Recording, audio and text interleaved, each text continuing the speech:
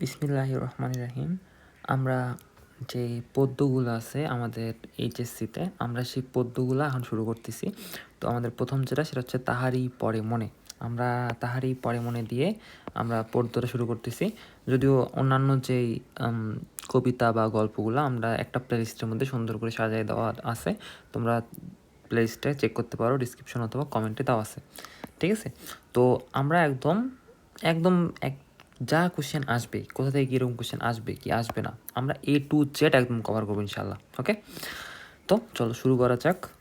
তো প্রথম যে কথাটা সেটা হচ্ছে তাহারই পরে মনে লিখছে হচ্ছে সুফিয়া কামাল, তাই কি না? তো এই তাহারই মনে পরে মনে, হ্যাঁ, তাহারই পরে মনে এই কথাটা মোট 3বার আছে কবিতায়। কথা বুঝছো? 3বার আছে। আচ্ছা, এরপরে আরও কিছু জিনিস আমাদের একটু সাইডে নোট নিবা, নোটগুলো আমি লিখে দিচ্ছি। প্রথম কথা হচ্ছে যে কহিল, এই কহিল আছে আমাদের 5বার। কয়বার? কহিল কথাটা আছে আমাদের 5বার। ওকে, আচ্ছা আচ্ছা, এরপর হচ্ছে আরেকটা জিনিস, সেটা হলো যে স্তবক। কবিতায় স্তবক কয়টি যদি প্রশ্ন আসে তাহলেও অ্যান্সার হচ্ছে 5টা। ওকে, তাহলে আমাদের কহিল শব্দটা কয়বার আছে? 5বার। আর স্তবক কয়টা? 5টা। ঠিক আছে, এর একটু সাইডে সুন্দর করে নোট করে লিখে নিবা। ওকে, আচ্ছা, এরপর আমরা এখন কই পরিচিতিটা পড়ব। তো কই পরিচিতিটা আমাদের মোটামুটি ভালো ইম্পর্টেন্ট, যেহেতু এর একটা আমাদের কবি সুফিয়া কামাল অনেক ফেমাস। তো ওনার এখান থেকে আমাদের যেটা লাগবে যে ইনি হচ্ছে নারী আন্দোলনের অন্যতম পথিকৃৎ। হ্যাঁ, তোমার কোশ্চেন আসবে যে নারী আন্দোলনের অন্যতম পথিকৃৎ কে? তাহলে হচ্ছে সুফিয়া কামাল। হ্যাঁ, তোমাদের বই সুফিয়া কামালই হচ্ছে নারী আন্দোলন, বেগম রোকেয়া নাই। আচ্ছা, এরপরে হচ্ছে জন্মসালটা অবশ্যই করবা, 1911 খ্রিস্টাব্দের 20শে জুন। কোথায়? বরিশালে। ঠিক আছে, আর পৈতৃক নিবাস হচ্ছে কুমিল্লায়। আচ্ছা, এখান থেকে আমরা জাস্ট কিওয়ার্ডগুলো মনে রাখবো যে এর বাবার নাম হচ্ছে বাড়ি এবং মায়ের নাম হচ্ছে স দিয়েই সাবেরা বেগম। ঠিক আছে, আচ্ছা, এরপরে এখান থেকে আর যেটা লাগবে সেটা হচ্ছে যে ইনি আমাদের স্বশিক্ষায় সুশিক্ষিত, মানে শিক্ষিত হয়েছে। হ্যাঁ, তাহলে কোন কবি, কোন মহিলা কবি আমাদের স্বশিক্ষায় শিক্ষিত হয়েছে? এটা হচ্ছে আমাদের সুফিয়া কামাল। ওকে, আচ্ছা, ভেরি নাইস। এরপর যেটা সেটা হচ্ছে যে আমাদের ইনি একমাত্র যে জননী সম্ভাষণে ভূষিত হয়েছে। ঠিক আছে, তাহলে জননী সম্ভাষণে কে ভূষিত হয়েছে? আমাদের সুফিয়া কামাল। ওকে, আচ্ছা, এরপরে আমাদের এখানে অনেকগুলো গ্রন্থর কথা বলা আছে, অনেকগুলো গ্রন্থ। তো এখান থেকে একটু সুন্দর করে নোট করে নাও যে সাঝের মায়া যেটা, এটা হচ্ছে প্রথম, হ্যাঁ, প্রথম গল্প। তাহলে সাঝের মায়া যেটা, এটা হচ্ছে আমাদের কি? প্রথম গল্প। ওকে, আচ্ছা, এরপর অন্যান্য যেগুলো আছে তার মধ্যে থেকে তোমরা অবশ্যই পড়বা কেয়ার কাটা আর হচ্ছে উদ্বাস্ত পৃথিবী। ওকে, এই দুটো যেন একটু মিস না যায়। এছাড়াও তিনি কী কী লিখছে একটু জাস্ট রিডিং দিবা, যে হচ্ছে তিনি আমাদের গল্প, ভ্রমণ কাহিনী, প্রবন্ধ, স্মৃতিকথা এগুলো লিখছে। এবং তিনি যে জিনিসটা লেখেন নাই সেটা সুন্দর করে আমাদের নোট করে নিতে হবে, যে তিনি কোনো উপন্যাস লেখে নাই, উপন্যাস নাই। ঠিক আছে, বুঝতে পারছো? এটা সুন্দর করে নোট করে নেবা। আমি তোমাকে একই সাথে এইচএসসি প্লাস ভার্সিটি দুটাই আমি কভার করার চেষ্টা করতেছি। ওকে, তো ক্লাসটা ভালো করে করো। আচ্ছা, এরপরে আমাদের যে কথা সেটা হচ্ছে তার মৃত্যুবরণ কবে করছে, এমনি ডেটটা মাথায় রাখলা, খুব বেশি ইম্পর্ট্যান্ট না। এখন আমরা আসো কবিতায় চলে আসি। তো কবিতায় শুরু করার আগে ছোট্ট করে এখানে নোট করে নাও, শীতের বিপরীত হচ্ছে বসন্ত। শীতের বিপরীত কি? বসন্ত। পরীক্ষায় কিন্তু শীতের বিপরীত ফির গ্রীষ্মকাল দিয়ে আসো না, শীতের বিপরীত হচ্ছে বসন্ত। বুঝতে পারছো? আচ্ছা, এরপরে আমাদের আমাদের এই যে কবিতাটা, এটা মেইনলি হচ্ছে কবি আর তার হচ্ছে একজন যে হচ্ছে শ্রোতা, হ্যাঁ, তার মধ্যে কথোপকথন। মূলত কবি তার স্বামী মারা গেছে, যার কারণে সে হচ্ছে শ্রোতা, যে তার সাথে এইটাই কথা হচ্ছে যে তিনি কবি কেন কবিতা লিখতেছে না, কেন তিনি হচ্ছে বিষণ্ণ বা ডিপ্রেসড হয়ে বসে আছে, এটা নিয়ে মেনলি আমাদের কবিতাটা। হ্যাঁ, অনুশোচনামূলক আর কি বলা যায়। তো এখন আমরা কবিতা থেকে একটু ভালো করে লক্ষ্য করব যে কোথা থেকে কীরকম কোশ্চেন আসে। ঠিক আছে, দেখো প্রথম যেটা, হে কবি, একটু হাইলাইটার নেই। দেখো, হে কবি নীরব কেন ফাগুন যে এসেছে ধরায়, তাই কি না? তাহলে আমাদের এখান থেকে প্রথম যেটা সেটা হচ্ছে যে নীরব কেন, হ্যাঁ এটা একটা এমসিকিউ। এমসিকিউ অ্যান্সার হচ্ছে আমাদের সে হচ্ছে মানে কবি, সে হচ্ছে কাব্য বা হচ্ছে গান এটা লিখতেছে না, মানে সক্রিয় না।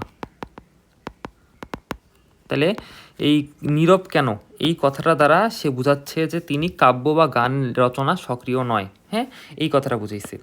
আচ্ছা, এরপরে দেখো যে হচ্ছে এটা কেন, এই কেনর অ্যান্সার আমি পাশে লিখে দিচ্ছি। কেনর অ্যান্সার হচ্ছে আমাদের যে শীতের রিক্ততা ভুলতে না পারায়। তাহলে কবি কেন নীরব, কারণ সে হচ্ছে শীতের রিক্ততা ভুলতে পারেনি, ঠিক আছে। আর বড় কথা হচ্ছে এই নীরব কেন কথাটা কি বোঝাচ্ছে, সে হচ্ছে কাব্য বা গান রচনা করতেছে না, এই জন্য নীরব বোঝাচ্ছে কথাটা দিয়ে, ঠিক আছে। এরপর দেখো বসন্ত বরিয়া, এই বরিয়া মানে হচ্ছে বরণ। বসন্ত বরিয়া তুমি লবে নাকি তবু বন্দনায়, হ্যাঁ এই এটা কে বললো, এই কথাটা বলছে আমাদের কবি ভক্ত। কোশ্চেন আসবে যে নিচের উক্তিটা কে করছে, অ্যান্সার হচ্ছে কবি ভক্ত, কথা বুঝছো। আচ্ছা, এরপরে দেখো পরেরটা যে কহিল সে স্নিগ্ধ আঁকি তুলি দক্ষিণ দুয়ার গেছে খুলি। তাহলে এই যে জিনিসটা এটা কে বলছে, এটা বলছে কবি, বুঝতে পারছো। আচ্ছা, তারপর এখানে দেখো যে দক্ষিণ দুয়ার গেছে খুলি, এটার মানে হলো কি জন্য খুলছে, বসন্তের বাতাসে, বুঝতে পারছো, বসন্তের বাতাসে দক্ষিণ দুয়ার খুলে গেছে। ওকে, আচ্ছা এরপর দেখো যে বাতাবি নেবুর ফুল ফুটেছি কি আমের মুকুল, হ্যাঁ তাহলে কোন জিনিসগুলো ফুটছে, এখানে ফুটছে হচ্ছে বাতাবি নেবুর ফুল, হ্যাঁ আচ্ছা বাতাবি নেবুর ফুল আর হচ্ছে আমের মুকুল, ঠিক আছে, এই দুটো জিনিস কী হয়েছে, ফুটছে। তাহলে কোশ্চেন এরকম দুটো আসবে যে বাতাবি নেবুর ফুল এবং আমের মুকুল এর দুজন কী হয়েছে, ফুটেছে। ওকে, আচ্ছা এবং এই কথাটা দ্বারা এই লাইন দ্বারা কি বোঝানো হয়েছে, এই লাইন দ্বারা বোঝানো হয়েছে কবির হাহাকার, সুন্দর করে নোট করে নিবা, কবির হাহাকার, বুঝতে পারছো। আচ্ছা, দক্ষিণা সমীর তার গন্ধে গন্ধে হয়েছে কি অধীর আকুল, এই দক্ষিণা সমীর এটার মানে হচ্ছে কি, সমীর মানে হচ্ছে বায়ু, কি সমীর মানে হচ্ছে বায়ু, বুঝতে পারছো। তাহলে দক্ষিণ দিকের বাতাসের গন্ধে কি সবাই আকুল হয়েছে কিনা এটা জিজ্ঞেস করছে। আচ্ছা, এরপর দেখো এখনই দেখো তুমি, এই যে কথাটা, এই কথাটা হচ্ছে একটা ক্রিয়া বিশেষণ, লিখে নাও, ক্রিয়া বিশেষণ, ঠিক আছে। তাহলে কোনটা, এই যে এখনও দেখনি তুমি, কহিলাম কেন কবি আজ এমন উন্মনা তুমি, কোথা তব নব পুষ্প সাজ, কহিল সে সুদূরে চাহিয়া অলখের পাথার বাহিয়া, তরি তার এসেছি কি বেজেছি কি আগমনী গান। আচ্ছা, এই যে এই কথাগুলা, এই যে এটা এখানে সুন্দর করে লিখে নাও, এখানকার উদ্দেশ্য হচ্ছে কবি, উদ্দেশ্য হচ্ছে কবি। ওকে, যে কেন কবি আজ এমন অন্মনা তুমি, কোথা তব নব পুষ্প সাজ, তো কবির উদ্দেশ্য করে এই কথাগুলো বলছে। ওকে, আচ্ছা এরপর দেখো যে অলখের পাথার বাহিয়া তরি তার এসেছে কি, এই যে আবার এই কথাগুলো, এগুলাতেও কি প্রকাশ পাচ্ছে জানো, উদাসীনতা, উদাসীনতা মানে কবি যে এখনও বসন্তের প্রতি দেখে নেয় যে বসন্ত আসছে, এই উদাসীনতাগুলাই হচ্ছে তার এই লাইনগুলো দিয়ে প্রকাশ পাচ্ছে, বুঝতে পারছো। ওকে, আচ্ছা এরপরে আসো যে ডেকেছে কি সে আমারে শুনি নাই রাখিনি সন্ধান। আচ্ছা, কিসের সন্ধান রাখিনি, লিখে নাও বসন্তের সন্ধান, ঠিক আছে। তাহলে বসন্তের সন্ধান সে রাখেনি।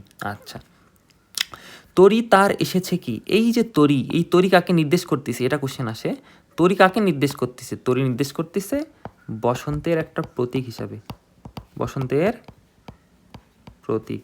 তাহলে তরি কি, তরি হচ্ছে বসন্তের প্রতীক, বুঝতে পারছো, সুন্দর করে নোট করে নাও। আচ্ছা, কহিলাম ওগো কবি রচিয়া লহনাথ আজো গীতি, বসন্ত বন্দনা তব কি শুনি এ মোর মিনতি। তাহলে বসন্ত বন্দনা এটার মিনিং হচ্ছে বসন্তের যে স্তুতি, লিখে নাও বসন্তের স্তুতি। ওকে, আচ্ছা তারপর এখানে কথা হচ্ছে কি যে এ মোর মিনতি, কার মিনতি ভাইয়া, এটা হচ্ছে কবি ভক্তের মিনতি, কার কবি ভক্তের। তাহলে এই মিনতি কে করেছে যদি কোশ্চেন আসে, কোশ্চেন হচ্ছে কার, কবি ভক্তের, বুঝতে পারছো। আচ্ছা, কহিল সে মধুস্বরে নাই হলো না হোক এবারে, আমারে গাহিতে গান বসন্তের আনিতে বরিয়া, রহিণী সে ভুলে নিত এসেছে তা ফাগুনে সরিয়া। ওকে, তো এখান থেকে তেমন কিছু নাই।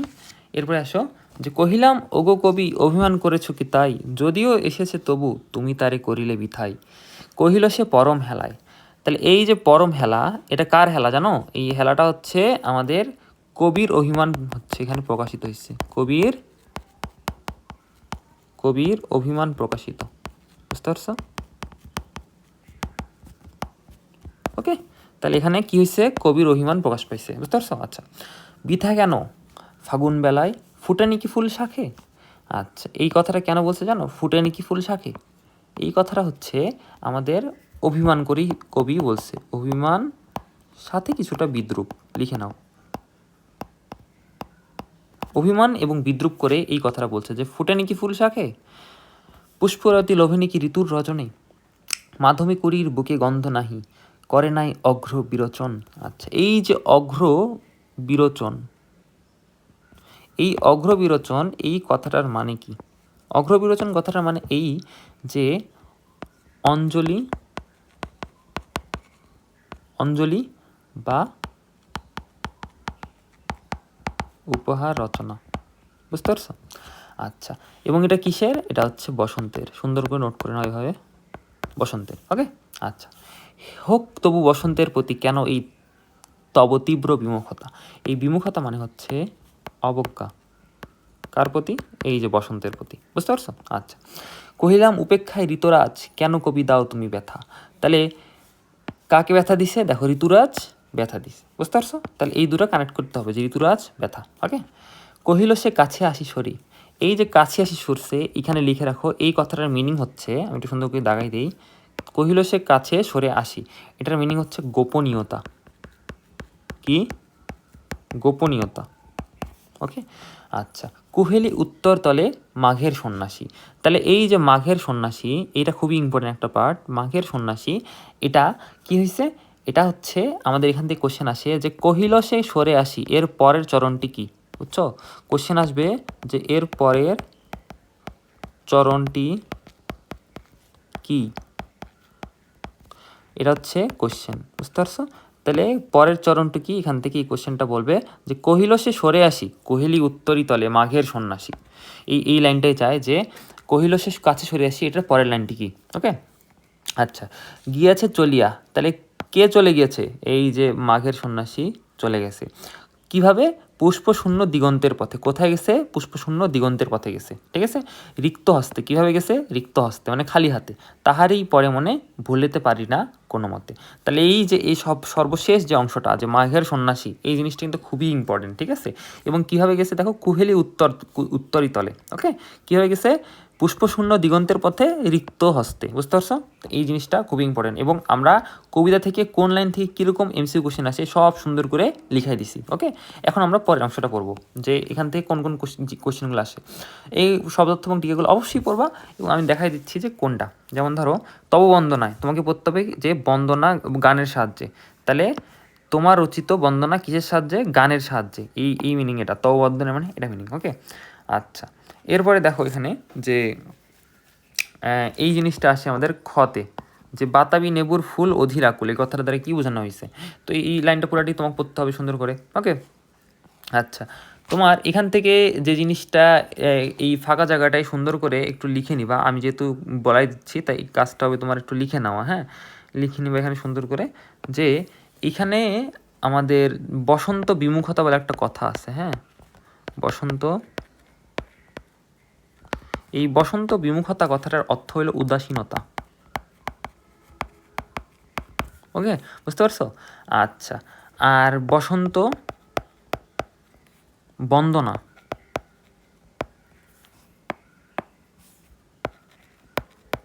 এই বসন্ত বন্দনা মানে হচ্ছে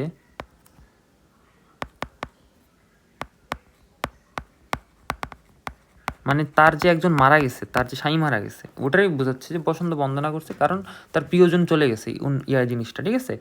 আর যে জিনিসটা সেটা হচ্ছে যে ভুলতে পারে না,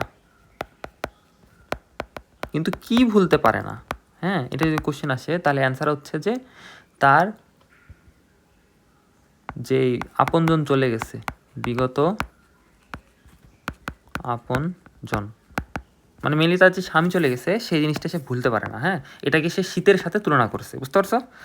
আচ্ছা, তারপর এখান থেকে আরও মেইন যেটা লাগবে যে পাথার অর্থ সমুদ্র, এটা মাস্ট আসে, প্রচুর আসে, ঠিক আছে। তারপর পুষ্পারতি, এটা প্রচুর আসে, যে ফুলের বন্দনা বা নিবেদন, এটা প্রচুর আসে। তারপর মাধবী, বাসন্তী লতা বা তার ফুল, মাধবী প্রচুর আসে, ঠিক আছে। আচ্ছা, এরপরে এখান থেকে সব থেকে ইম্পর্টেন্ট হচ্ছে এই অংশটা, 5 স্টার ইম্পর্টেন্ট, ওকে। যে কুহেলি, কুহেলি অর্থ হচ্ছে কুয়াশা, উত্তরী মানে হচ্ছে চাদর বা উত্তরীয়, বুঝতে পারছো? আচ্ছা, তারপর যেটা সেটা হচ্ছে কুহেলি উত্তরী তলে মাঘের সন্ন্যাসী। তাহলে কবি শীতকে কি করছে? শীতকে মাঘের সন্ন্যাসী রূপে কল্পনা করছে। তাহলে এই লাইনটা খুবই ইম্পর্টেন্ট, বুঝতে পারছো? খুবই খুবই খুবই ইম্পর্টেন্ট। আর এখানে দেখো সন্ন্যাসী কুয়াশার চাদর পরিধান করে আছে, ঠিক আছে, এইটুকু খুব ইম্পর্টেন্ট। আর হচ্ছে লাস্টের দিকে তাহারই মনে পড়ে, এখানে দেখো যে কবির মঞ্জুর আছে শীতে রিক্ত ও বিষণ্ণ ছবি, হ্যাঁ। এবং কবির মন কীরকম? দুঃখ ভারাক্রান্ত। তাহলে তোমাকে যদি কোশ্চেন করে যে কবির মন কীরকম? দুঃখ ভারাক্রান্ত, বুঝতে পারছো? ওকে, আচ্ছা। আর কাকে মনে পড়ে এখানে একটু লিখে রাখবা, যে মাঘের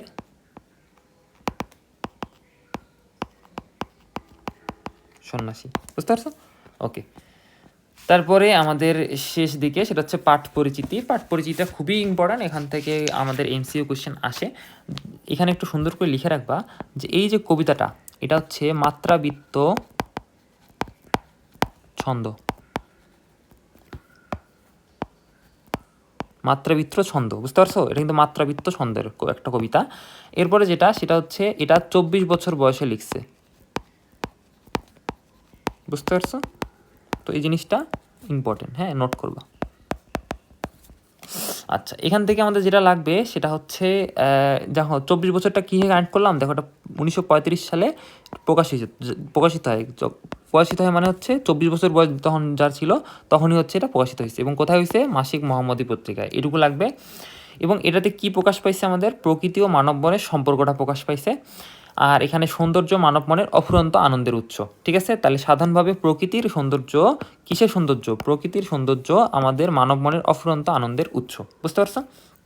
আচ্ছা, এরপরে এখানে দেখো উৎসাহদাতা, যেটা স্বামীর নামটা লাগবে, যে তার নাম হচ্ছে সৈয়দ নেহাল হোসেন, তার মৃত্যু হয়েছে কত সালে? 1932 সালে, এটা লাগবে অবশ্যই। এবং সর্বশেষে দেখো যে বিষাদময় রিক্ততার সুর, তাই বসন্ত এলেও কবি অন্তর্জুড়ে রিক্ত শীতের করুণ বিদায়ের বেদনা ছিল, ঠিক আছে। এবং এখান থেকে আমাদের আরেকটা লাইন ইম্পর্টেন্ট, যে লক্ষণীয় বৈশিষ্ট্য কোনটি? লক্ষণীয় বৈশিষ্ট্য হচ্ছে নাটকীয়তা, হ্যাঁ, এটা একটা ভালো এমসিকিউ, বুঝতে পারছো? নাটকীয়তা, তাহলে এইটা লাগবে। এবং যেটা সেটা হচ্ছে যে এটি একটি সংলাপ নির্ভর রচনা। তাহলে এটা কীরকম রচনা? এটা হচ্ছে একটা সংলাপ নির্ভর রচনা। তাহলে সংলাপ নির্ভর রচনা কোনটি? তখন এখানে অপশানে তাহারই পরে মনে থাকবে, ওকে। আর এখান থেকে যদি উত্তরটি দেখো, উত্তরী অর্থ হচ্ছে তার চাদর। আর কহিল সে স্নিগ্ধ আঁখি তুলি, চরণটি সিংহতি বোঝা হচ্ছে কোমল নেত্র, বুঝতে পারছো? তো আশা করতেছি এই অধ্যায় থেকে এমসিকিউগুলো আসলে তোমরা ইনশাল্লাহ অ্যান্সার ভালো করে অ্যান্সার করতে পারবা, সেটা হোক ভার্সিটি অথবা এইচএসসি। এবং সুন্দর করে আমি যেভাবে নোট করে দিলাম, নোটগুলো একটু করে নিবা, দেখবা যে তোমার গাইডের কোনো এমসিকিউ আলাদা করে সলভ করতে হবে না ইনশাল্লাহ, ওকে। আচ্ছা।